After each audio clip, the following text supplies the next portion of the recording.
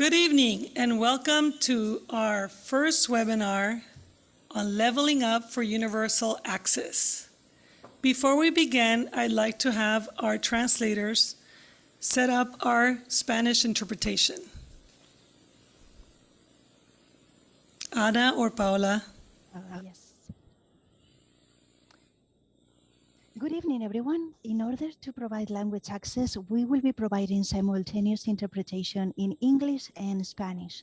If you are on a laptop, at the bottom right of your screen, you will see a globe icon that says interpretation. Please click on the globe and select English. If you are on an iPad or a phone, locate the three-dot menu and select Language Interpretation. Then select English and click Done. Buenas noches a todos. Esta reunión contará con interpretación simultánea en inglés y en español. Si está usando una computadora, verá un icono en la parte inferior de su pantalla a la derecha en forma de globo que dice Interpretación. Haga clic y seleccione Español. Si está usando su iPad o su teléfono, localice el menú de 3 puntos, seleccione Interpretación de idiomas y después Aceptar o Done. Muchísimas gracias. Thank you so much. Thank you very much. With me today, I have a distinguished panel of participants that are going to help with talking about leveling up for universal access in Santa Barbara Unified. We'll start with our principal, Bill Woodard, principal of Dos Pueblos High School, Dr. Elise Simmons, principal of Santa Barbara High School, teacher Mercy Rudolph, English teacher, Dos Pueblos High School, English teacher Kelly Savio from Dos Pueblos High School, principal of La Colina Junior High School, Jennifer Foster, our MTSS multi-tiered system of supports teacher on special assignment from San Marcos High School, Joshua LaForge, and of course our newly elected next year student board member, Kavya Suresh.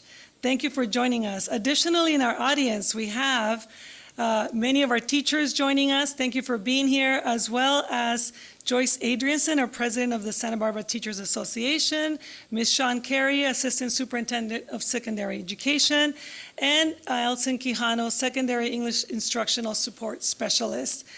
And also our sophomore student member, Finnegan Wright from Dos Pueblos High School, joining us right on time. Thank you and welcome once again. Next slide. We believe that every student deserves to learn at the highest level. And an appropriate response for educators or by educators and education systems is to know what to do next when they do and when they don't learn at the highest levels. To engage our school system, we have partnered with nationally recognized organization called SWIFT, School-Wide Integrated Framework for Transformation out of the University of Kansas. And the approach is a whole system engagement where we know that the purpose of our work is to serve students and families. The place of transformation occurs at the school site. The district is a place or a point of intervention as needed, and that state and federal agencies are partners and sources of technical support so that we all engage in a high-quality public education. In a few minutes, we'll start to share with you some of the ways that district staff and others have become involved in coordinating and support the effort to provide leveled up learning for all students, including our plans for the future. Next slide. Under the SWIFT framework, we know that to engage our whole system, we need to ensure that we look at our administrative leadership support, that we have an integrated educational framework where teachers and others are engaged in fully integrated organizational structures, strong and positive school cultures. We have in place these multi-tiered systems of support, family and community engagement, and inclusive policies and structures and practices. Tonight, we acknowledge the need for clearer and more timely communication with students and families moving forward. That is the purpose of our webinar. And that sometimes inadequate communication has resulted in misconceptions about what this work is and what this work is not. So tonight's panel discussion is our first step and represents our efforts to improve in this area as a school district.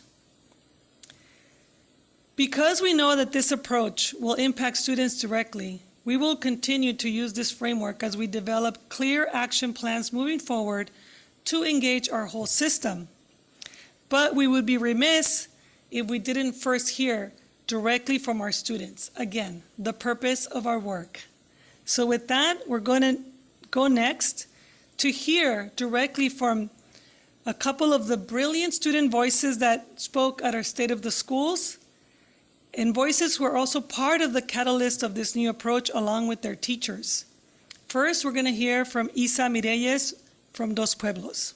It's cold today. Oh my gosh. Hi, I'm Isa Morales. I'm currently a junior at Dos Pueblos High School, and I'm also DP's ASB student representative for the 2022-23 school year. I'm a half-white, half-Mexican teenager, and I've lived in a primarily white suburban neighborhood for the entirety of my life. Aside from my classmates and family members, I did not grow up surrounded by many people of color. As a child, I thought this was normal. In elementary school, I was too busy memorizing my multiplication tables to notice that staff looked nothing like the student population. Maybe I was too preoccupied building my California mission project to notice that in a predominantly Latino elementary school, almost all the classes were taught by white teachers. In junior high, students have a say in which classes they take, and I was privileged enough to enter into all honors classes. In these classes, however, the number of students of color began to dwindle, a trend which continued, if not worsened, in high school. The imbalance was the most shocking in my STEM classes. For example, in my calculus class, I was one of only 5 Hispanic students out of 30. And out of those 5, I was only one of 2 Latinas. And yet at Dos Pueblos, Latinos make up almost 45% of the student population. I won't pretend to have a master's or a doctorate in education. I know administrators and teachers are educated in what the literature and the data has to say about why students of color are not engaging in these classes. Countless solutions have been designed by experts in the field with some success, like at Dos Pueblos, there has been an increase in Latino and Hispanic student enrollment in AP English classes. But it's clear the disparity remains. As a student of color, I ask, who designs these solutions? Who implements them? We can assume they are all adults and that they are all privileged simply by being educated. I would also argue that they are almost all white. And because of this, the problems they are trying to fix is just a job. Issues that can be left at the office after 5 p.m. on a weekday. I mean no disrespect, but simply by not being a student of color, white teachers and administrators cannot truly understand what it's like to carry the burden of these issues the same way that someone who lives it can. From my perspective, a huge contributor to this issue is a lack of representation across all levels of the education system. How can we expect students to pursue, let alone recognize the opportunities that exist when we also are demanding that they be the first, the best, and the only? I can't stress enough that solutions will not work unless the lack of representation in staff and administration is also addressed. Representation leads to respect, integrity, and community. A lack of representation leads to academic segregation in schools and a cultural divide in Santa Barbara. It's simple. The earlier students feel represented, the earlier they believe not only in themselves, but the system as well.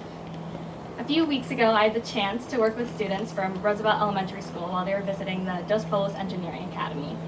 We taught them how to use professional machinery one-on-one, and I was paired with a Latina 4th grader, coincidentally named Isabella. When we introduced ourselves, her shy demeanor quickly shifted. She connected with me because, in a way, she saw herself and who she could be. A Latina in a leadership position in STEM named Isabella. She went from uninterested to fully excited and participating in an instant. Because when you are told people like you can do something, it seems possible but out of reach. But when you see people like you doing something, it becomes believable. It's real life. It turns into, wow, I can do that too. The district has a responsibility to address the disparities with solutions that actually work, and representation matters because representation works. Thank you. Next, we will hear from Emily Pineda from Santa Barbara High School.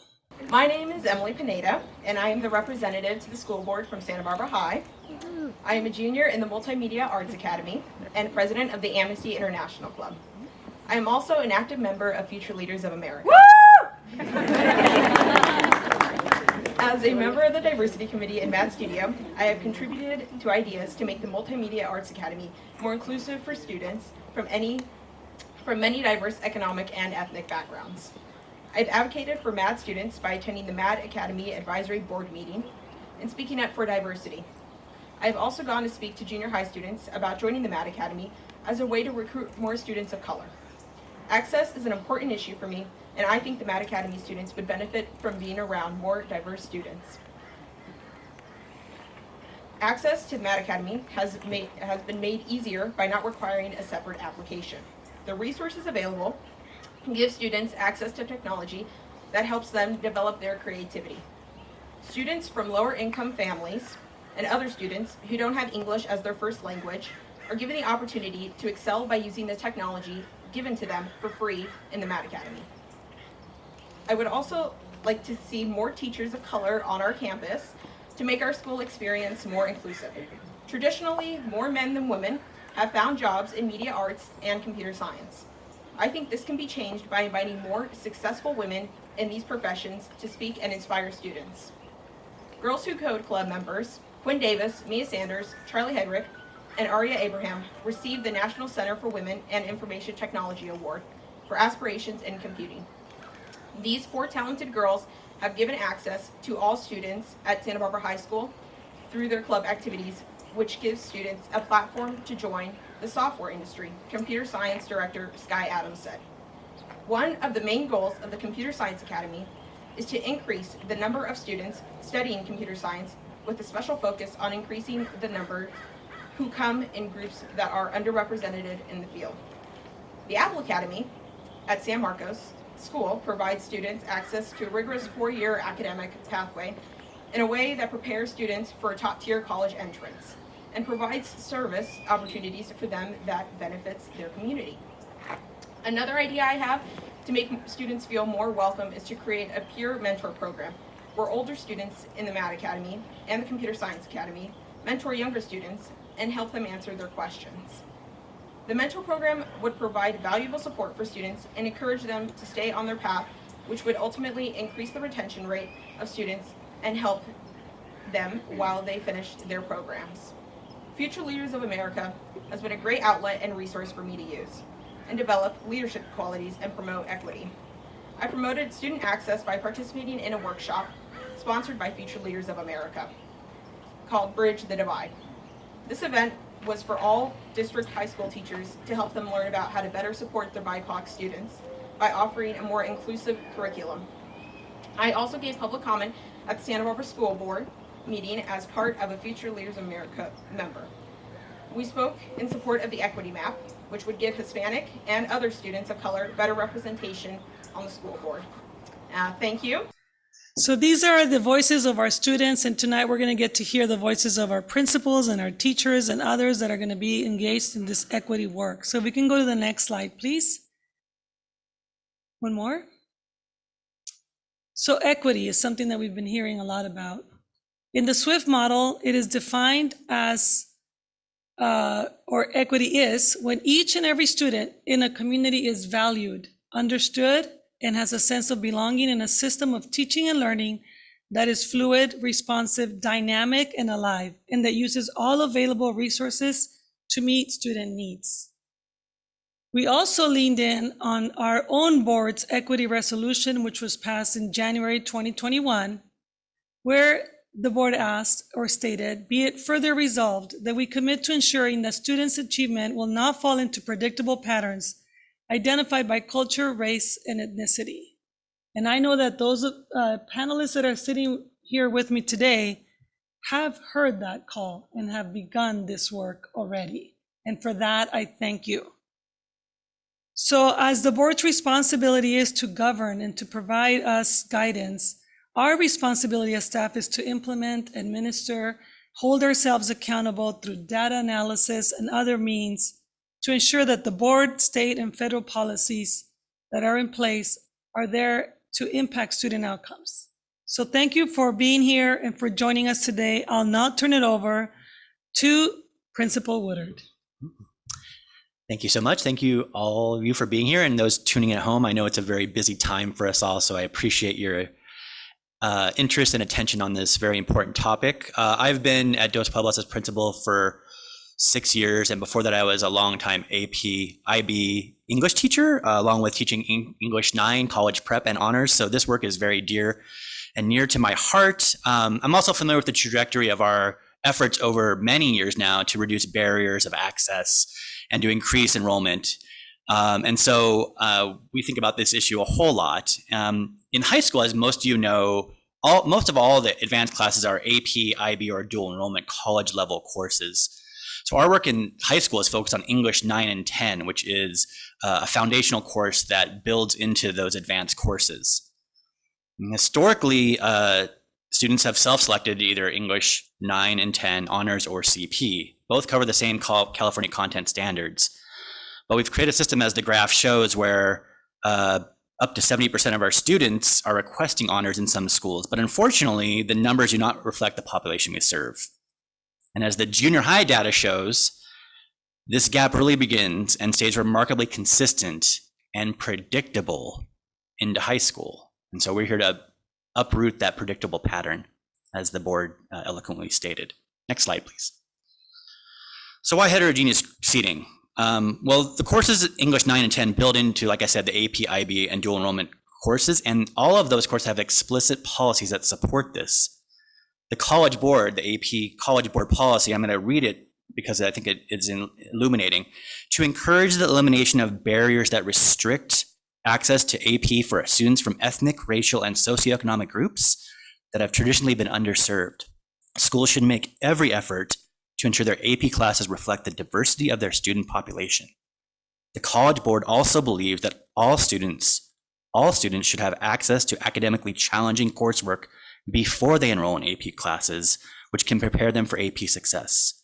It is only through a commitment to equitable preparation and access that true equity and excellence can be achieved. So this data also shows that when we have increased access and had more students enroll in our AP and IB courses at Dos Pueblos and other places in our district, as we made those dense, the overall pass rate, aka the rigor of the coursework and the success of students in those courses, has not gone down. In fact, in many cases, it's gone up. All of our schools are above the state and national averages in AP and IB scores, even as we've increased the number of students who have access to these courses. Next slide, please.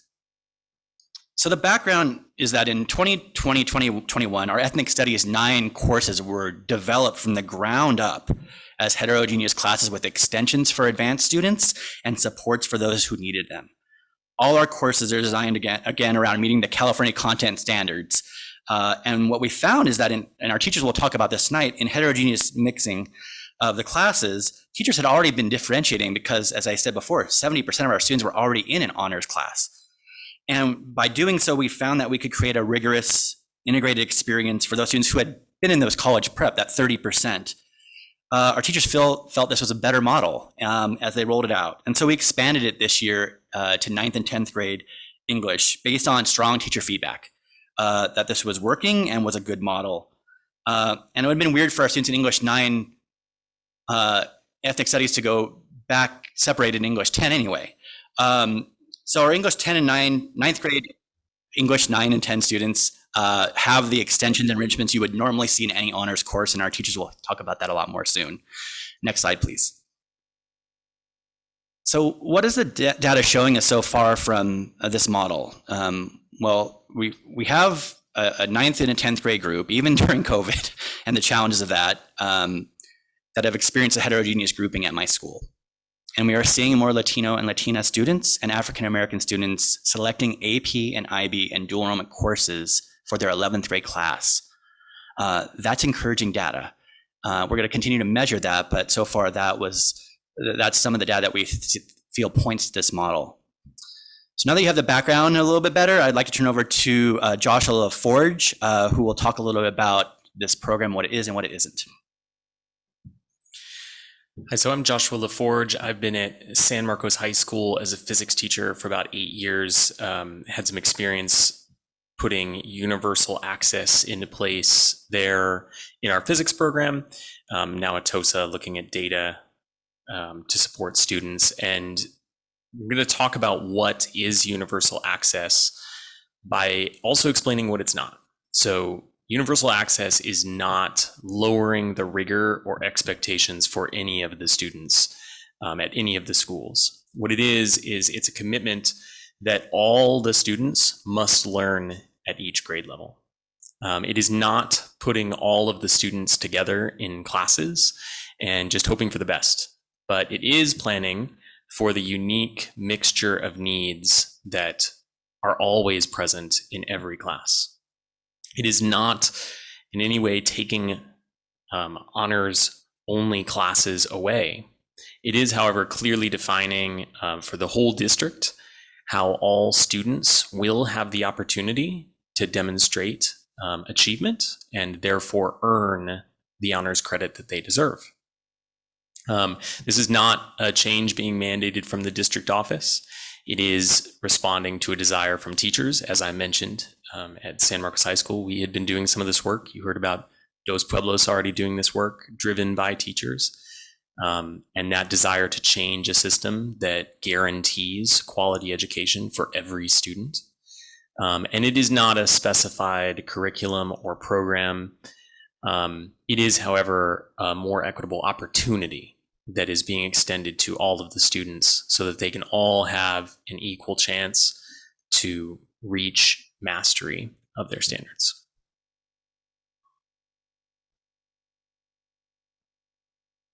And now I'll introduce Mercy, I think is next, to talk to us about what it looks like in the classroom. Hi all, my name is Mercy Rudolph, and I've been teaching AP English, Literature, and Composition, as well as various forms of English 9, including English 9 Honors, English 9 CP, and the co-seated English 9 with an emphasis in ethnic studies at DP for the past 4 years. In all of the classes that we teachers teach, as Bill has referenced and Joshua has referenced, regardless of whether or not the class is co-seated, we know to anticipate that our students will come to us with individual differences and unique needs. Though this is and has always been true, this pilot's explicit focus on heterogeneous grouping encouraged us to design our lessons and assessments around this inevitable variability. In response, in English 9 with an emphasis in ethnic studies across the district, we adopted a tiered approach to assessment. This means that we actually created 3 versions of each assessment that offered varying degrees of support and challenge to our students. Our scaffolding supports, which you can see some examples of on the screen, such as graphic organizers, sentence stems, word banks, adapted texts, instructional videos, and everything else that teachers nerd out about, were carefully designed to meet the needs of EMLs, students with IEPs and 504 plans, students with different learning modalities, and any others who would benefit from extra help. If you could go to the next slide, please. Meanwhile, for our students who are ready, not only did we offer the opportunity to take each of our rigorous assessments without any of those forms of scaffolding, but we also created additional opportunities for them to further challenge themselves. These extensions did not take the form of extra or additional work. Instead, they took the form of more complex or higher depth of knowledge approaches to the work. For example, the opportunity to write a rhetorical précis about a college-level informational article, or the charge to integrate multiple sources into an argumentative literary analysis essay so it would transform into the realm of synthesis. Though we're proud of the work that we've done so far in this area, we also recognize that there's still plenty of untapped potential to continue building in additional forms of extension, and the English 9 team is particularly excited for the opportunity to collaborate with stakeholders such as students and parents to improve in this area over time. It's important for us to note that all versions of our tiered assessments pushed students to meet and exceed grade level standards as defined by the Common Core. Students could achieve 4s on the 4-point grading scale while using the most heavily scaffolded version of the assessment, and they were not guaranteed 4s simply by taking on the version with the most extension. Students had the freedom to decide which version or versions of the assessment to use. Though teachers were always there to provide guidance when students seemed to need some help making this choice. Adopting this tiered model to assessments has been totally transformative for me, my fellow English 9 teachers, and all of our students. When we design our materials this way from the beginning, our students are empowered to decide what supports and extensions they need and when they need them, and they gain self-awareness, self-confidence, and agency about their learning as a result.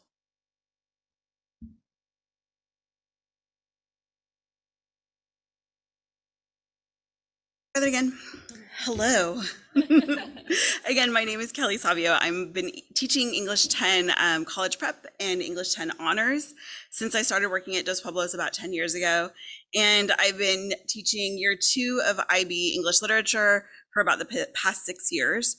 And I'd like to share a couple of brief examples of how the work we're doing in our current English 10 classes is differentiated for all students and continues to prepare our sophomores for higher level classes, including AP, IB, or dual enrollment classes.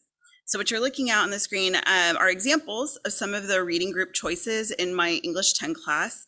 In order to ensure students are college and career ready, our English 10 team is committed to starting with at-level texts, and we can level up from there to meet students where they are.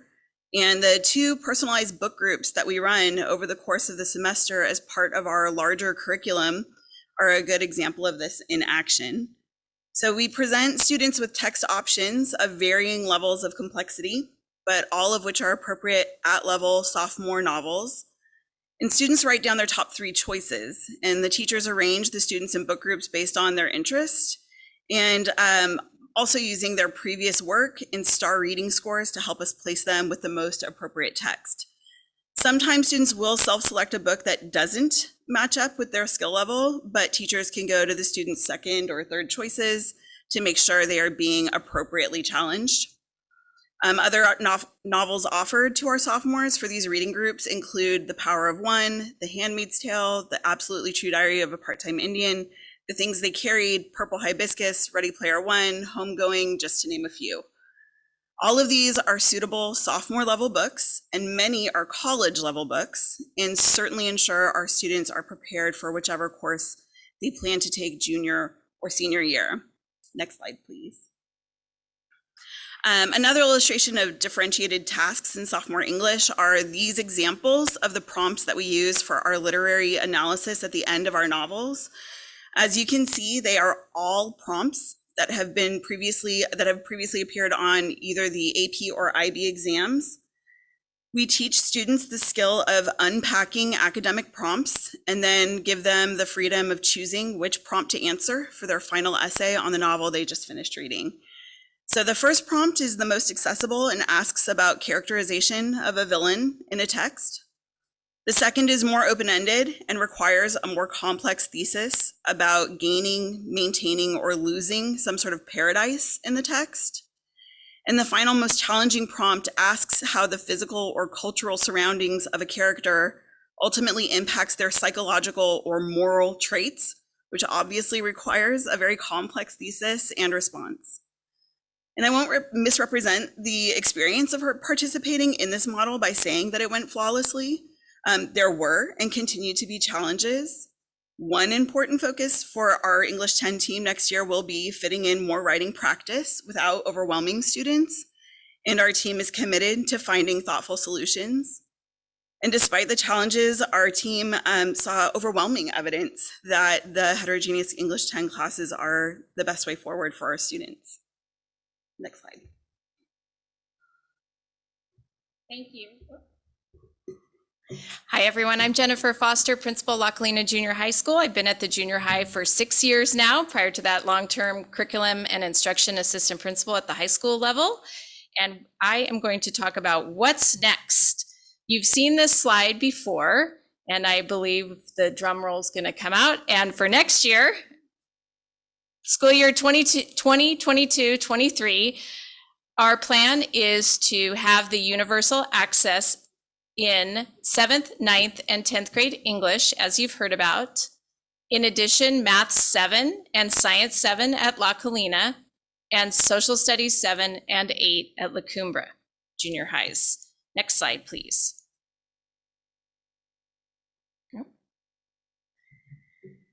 So in keeping with this as a multi-year process, this slide talks about specifically at the junior high, our vision for the phased approach we'll implement over multiple school years. We think it's important to make sure that junior high is separate from high school because what we're doing is a little bit different as our students are entering from elementary school. Our job really as a focus at the junior high is to prepare all of our students to participate in rigorous coursework and be prepared with the skills and especially the attitudes and the resilience to succeed in these classes when they go to high school. We want all of our students to feel like they belong in these classes, and they develop a lot of those skills during their time in junior high. On the right of the slide, you can see that students can receive honors designation by consistently demonstrating achievement that exceeds grade level standards as measured by common assessments. Common assessments are something that our PLCs, our subject area department groups in our schools are already doing, and they are looking forward to strengthening and communicating about these assessments as well. It's important to note that our students select their courses every year in February for the upcoming school year. So we need to definitely plan ahead so we can adjust our course catalog and communicate early and often with our families. In junior high, it's important for all of our families to know that Santa Barbara Unified is actually out of step with having college prep and honors courses. At the junior high level, there are no weighted grades. Having an honors class doesn't make your GPA any higher, and honors coursework is no longer a prerequisite for any of our high school academies or programs. So as you can see on the slide for next year, 2022-23, students are already registered, signed up, and working on those schedules for next year, and they will continue to receive honors credit. Students who register for college prep classes will also have the opportunity to access that honors designation. For the following school year, 2023-24, in English, students are going to register for English 7 or 8 with no honors or college prep designation. For math, science, and social studies, students could still register for honors or college prep, and all students would have access to the honors designation. I also want to point out in the junior high that for math, this does not apply to the math compaction sequence. Math compaction is an accelerated course sequence where students are able to take 3 years of coursework in 2 years of time. And that really is for students who are really ready to pursue that accelerated coursework. It's really a different class than Math 7 or Math 8. And then in 2024-25, students register for courses without honors or college prep designations in the core subjects, English, math, science, and social studies. And all of our students will have access to the honors designation. Now I'm going to turn it over to my colleague, Dr. Simmons, to talk about the high school timeline. Good evening. My name is Elise Simmons, and I'm the principal here at Santa Barbara High School. And I'm ending my 4th year there, and this is actually my 23rd year in the district. I was a junior high teacher in social science, an avid teacher, as well as an assistant principal and principal of alternative ed programs. So I want to share with you the high school version that is similar to what Jen just shared with us. So again, in the high school, students start selecting their classes in February. So it's the same model. So we want to make sure we plan ahead.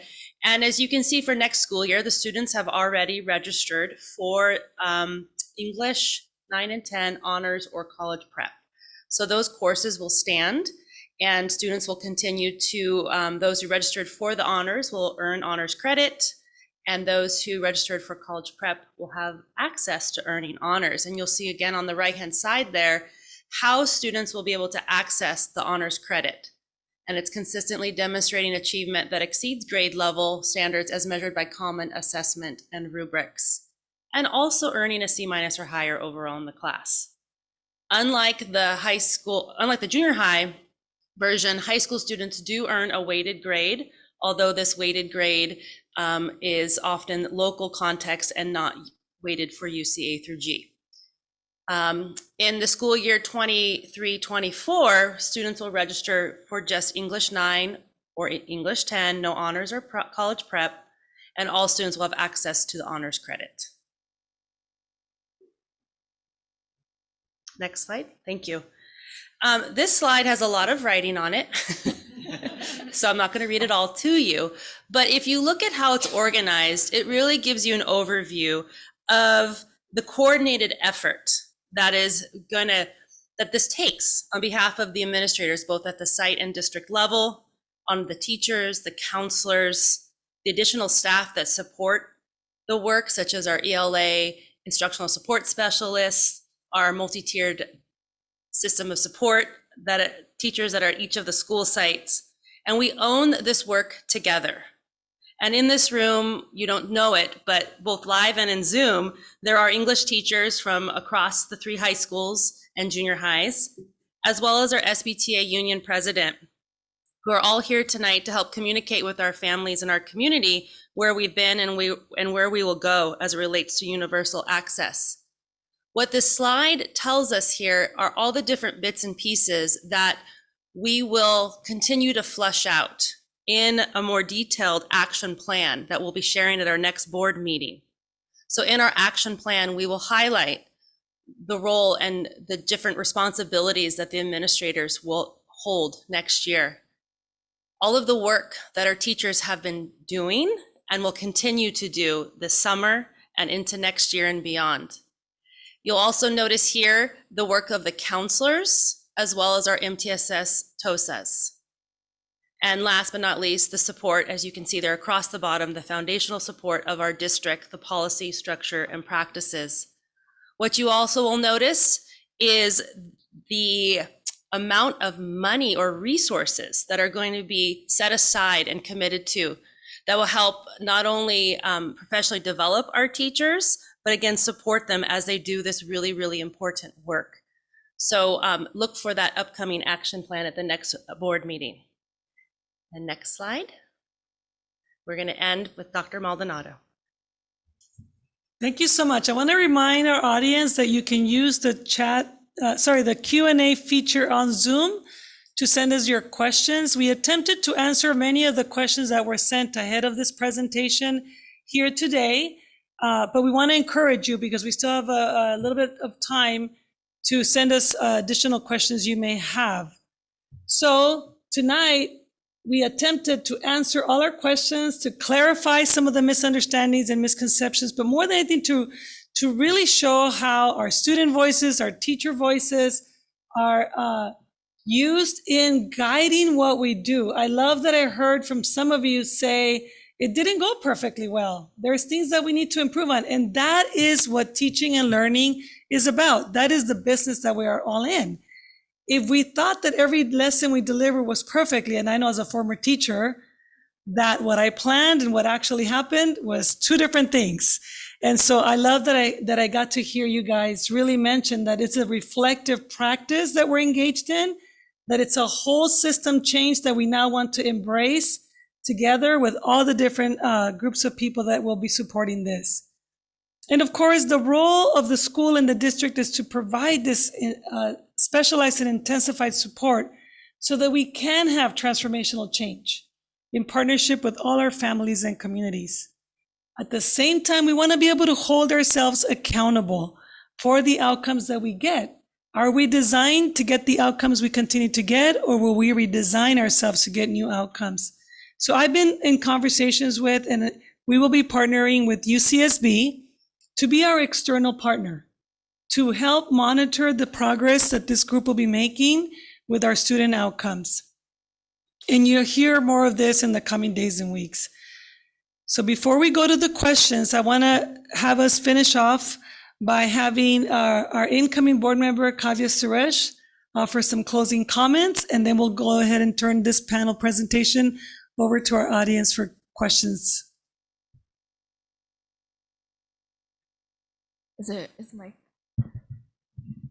Hi, everyone. I'm Kavya Suresh. I'm a sophomore at San Marcos High School, and I'm really excited to be here tonight. Universal access isn't just something that benefits students today or this year, but it benefits generations to come. As a student who took English learning classes until 4th grade, I've always felt like an imposter in my English classes, even after I was deemed fluent and proficient in the language. And it's up to my teachers and the community that I'm in to help me feel like I belong. No student deserves to feel like an imposter in their classes, and every student deserves to feel like they have an equitable chance at success. I also want to emphasize the point that by improving access to rigorous and advanced coursework, we aren't just preparing students to succeed in high school and in their higher education pathways, but we're preparing them to be lifelong learners and pursue careers that not only give them joy, but truly make transformational change in this world. It's essential that we empower all students to remember that their background, their economic status, their ethnicity, their race, their gender, their language, their ability, and any other part of their identity does not limit them from achieving success and from being the incredible student that they want to be. All students in Santa Barbara Unified School Districts deserve a chance and an opportunity to exhibit the incredible minds that they have.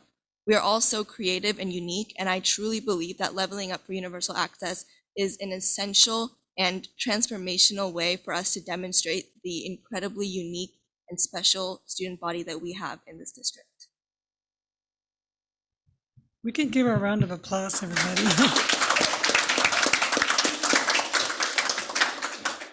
Thank you for that, Kavya. And I'm going to look to our team for any questions that we may have. The first question is for Mercy. Can you talk a bit about how students on IEPs and 504s are supported in the universal access classroom? Absolutely, and thank you so much for asking. So going back to that tiered model of assessments that we referenced, which in our classes we lovingly referred to as spicy, medium, and mild, referencing salsas. When we were designing each assessment, we were extremely thoughtful and intentional about what specific types of scaffolding supports, such as sentence stems or graphic organizers or an instructional video, would be most beneficial based on the students that we had in the room. We did this really collaboratively as a team of English 9 with an emphasis in ethnic studies teachers across the district, and then specifically in my English 9 PLC at Dos Pueblos.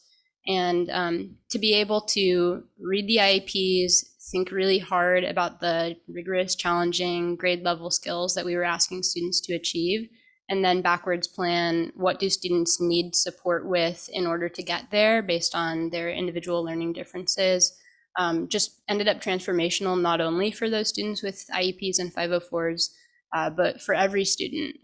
Many of the supports that students with IEPs and 504s would benefit from benefit all students in the classroom.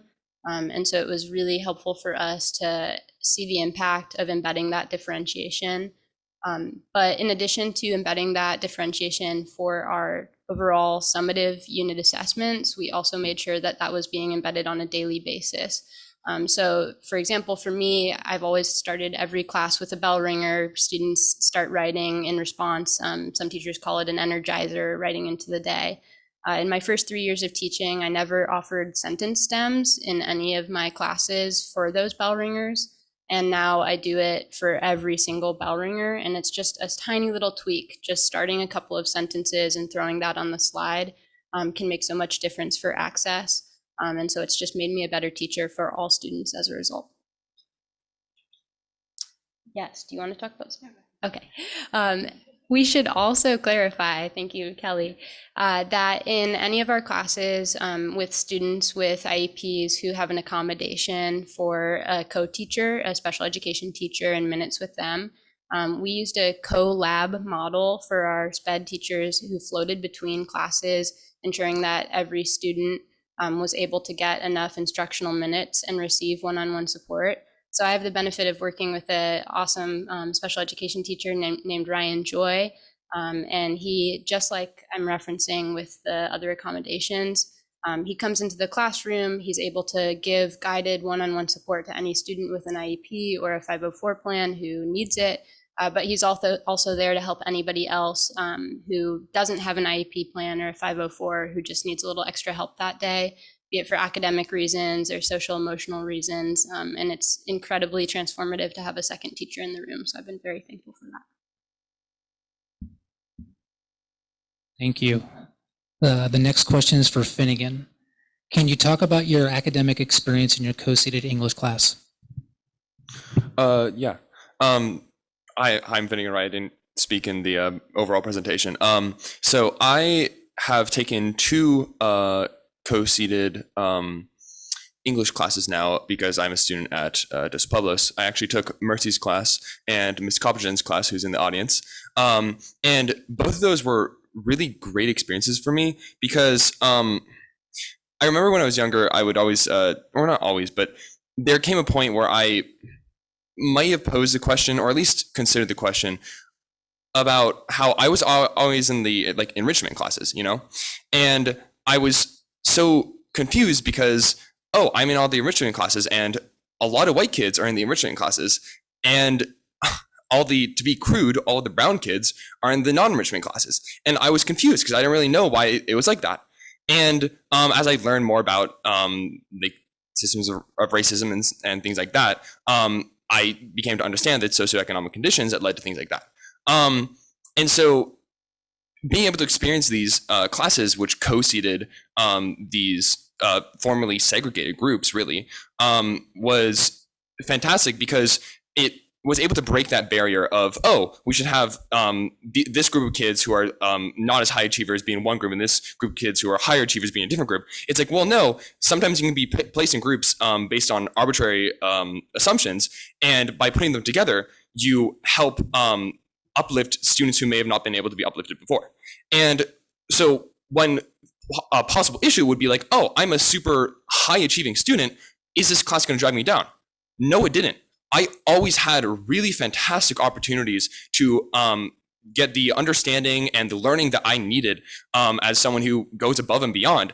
I felt like I had great opportunities for a fantastic discussion in Mercy's class. And I remember this year in English 10, I had essays where I would be pushed above and beyond to think far in depth in answering different essay prompts and delving deep into different topics. And so I never felt like I wasn't being challenged to the extent that I should be as someone who's previously been an honor student. And so in my eyes, the meshing of college prep and honors classes into co-seated English classes has been a fantastic success for me, at least. Question for Bill. Can you speak to some of the concerns you've heard from parents? Sure. So one of the concerns was really just not understanding what our model was previously anyway. So when they'd hear honors or CP, what did those mean? And one of the concerns was that that it would be lowering the standards of what we would expect from our higher achieving students, that they would not be prepared for AP and IB classes. And I think the students and the teachers have talked tonight about their experiences contrary to that. So I'd lots of times would just direct parents and students that had concerns to the teachers and have them talk about their concerns directly. I also think the other concern was just making sure that the students had ample time to practice reading, writing, listening, speaking in ways that would prepare them, and that students who were struggling, potentially were not even at grade level in reading, would require some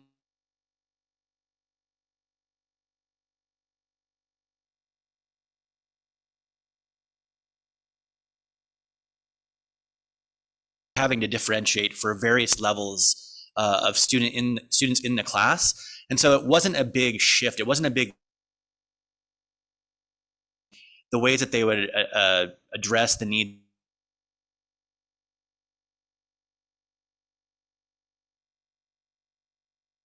this other model that was not ideal for them. It mixed them into that system, and therefore as teachers feel an opportunity for all of them to demonstrate high levels of engagement, or high levels of achievement, whether they had self-selected honors, their parents maybe didn't know what honors meant. They now could have a chance to do that in the class.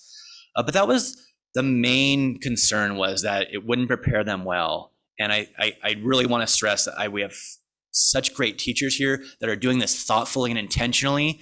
And while they said it wasn't perfect, and it wasn't, and nothing ever is, when I look in classes and I cannot guess now, is that an honors or a CP class? I can look in a classroom at DP and see high levels of engagement, and it feels like it should feel for all of our students. And it's improving outcomes for them. I'm convinced of it. And I just want to assure parents that we're doing this very thoughtfully. Thank you. Question for Kelly. Can you talk about how advanced students are encouraged to improve? Are there only two or three graded assignments? I'm sorry, did you say 2 or 3 graded assignments? Got it. Yeah. Okay. The advanced students are, I mean, I suppose all students are encouraged to improve because they get feedback on their work. There's also revision opportunities. So once they receive feedback, they can revise their work. And it of course depends on the assignment too. There's a lot of different kinds of assignments to making sure that we're addressing all of the California Common Core standards. So I think that all students are encouraged to revise. They get feedback. There are not just 2 graded assignments. There's lots of graded assignments of various natures.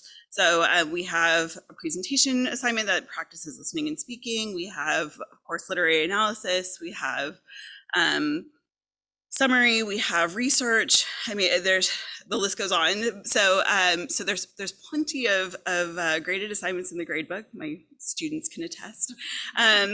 But yes, I think that what I think is at the heart of this question is making sure that students, first of all, have the scaffolding that Mercy talked about earlier, and making sure that they have the support that they need in order to be successful. And also making sure that the assignments are created in a fashion that challenge all students. And then, of course, that this recognizing that, as we've just said, nothing is perfect the first time. So that students have built-in revision opportunities in all of the major assessments, so that, you know, if they try and they trip up in some way, shape, or form, that is not the be all end all, that there is an opportunity for them to try again. Thank you. Question for Joshua. Even though at the high school level we're only talking about English classes tonight, can you speak to your experience in co-seated STEM classes? Yeah, I can. Thank you for showing the STEM people some attention here. I think the first thing to speak to is just the level of engagement that we were able to focus on. When we started combining our classes and getting students of all kinds of different backgrounds together into groups, science is very much about the questions that you ask. And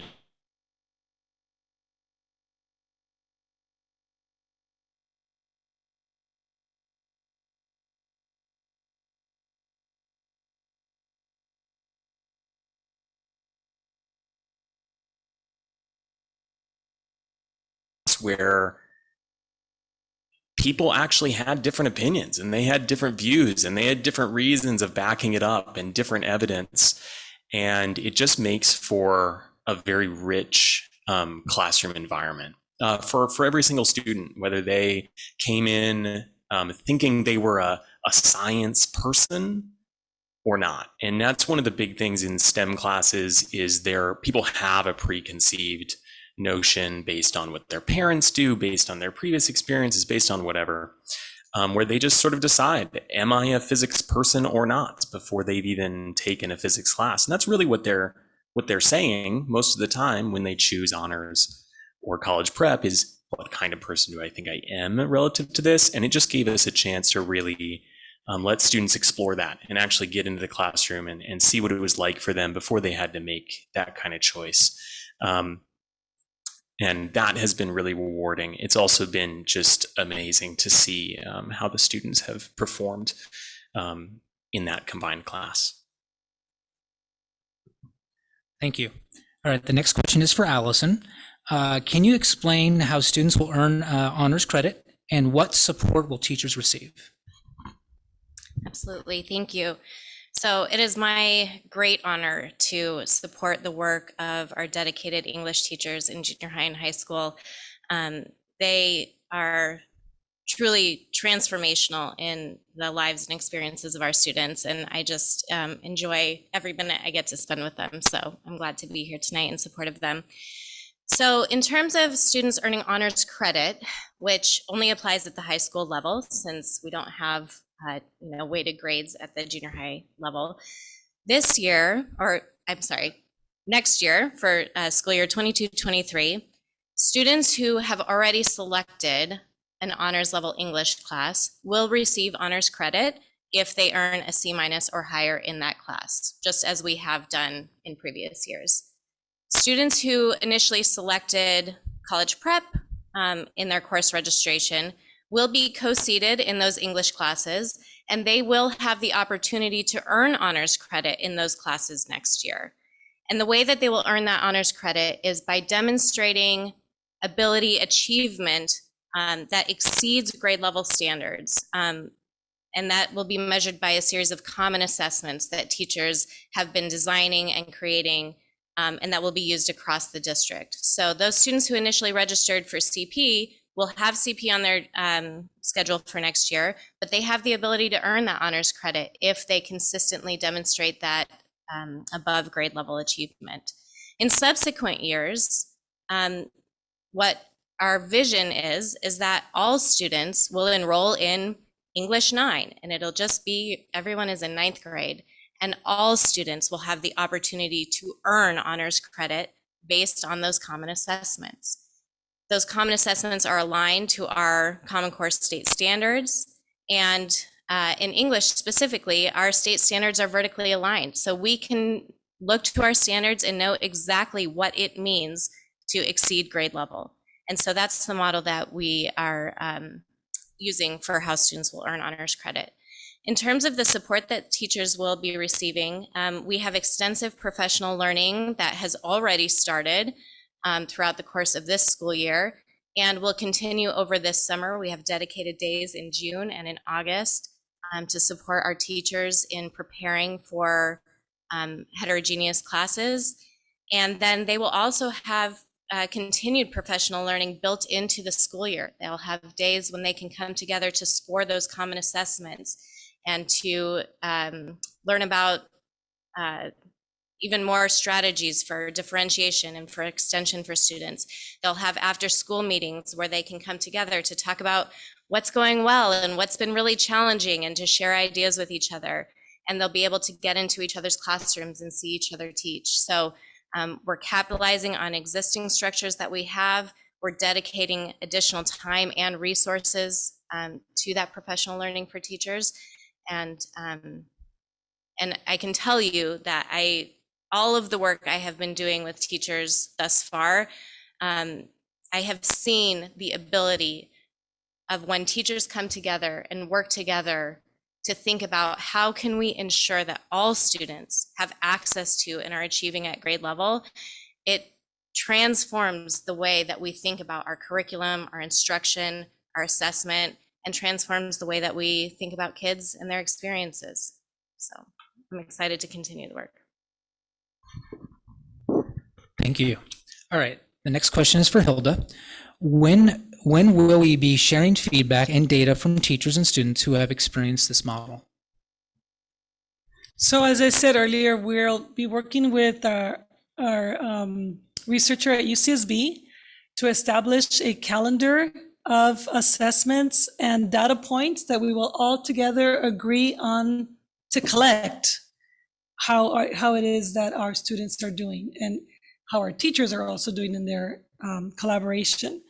And that should start in the fall.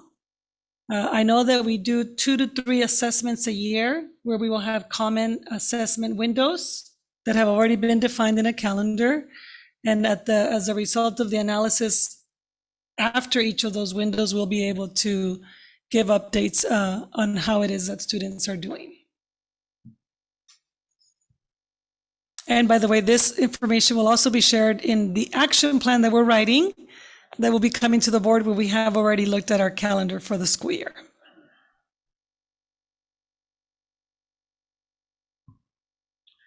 We've prepared a series of Q&As that we will deliver to everybody on this webinar, as well as everybody else on Parent Square. Our team did a tremendous job getting ahead of all the questions that folks sent ahead of time. Anybody who sent us questions yesterday or today, we will catch up to those. We know that quite a few of you did send in stuff over the long weekend. So we'll continue to add to that document. We will also share this video and do everything we possibly can to continue to communicate better and better and better. So for now, that is the end of the Q&A session. Thank you. So with that, I am grateful and inspired by our teachers and students and our administrators here tonight who've been working with us to define how we will work together to answer this call to action so that all students learn at high levels. I want to also express my gratitude for the ways that we have represented the fact that we know there are places and areas that we need to improve upon, and that being reflective teachers and practitioners doesn't mean we don't know what we're doing with our students, but actually means we know how to improve and how to get better. And then also coming together with the district and school side leaders to create an action plan that really takes our resources and puts them all at the center of the classroom so that we can achieve higher levels with our students will be our continued work coming through in the fall. So with that, thank you all for joining us and have a great evening, everyone. Thank you.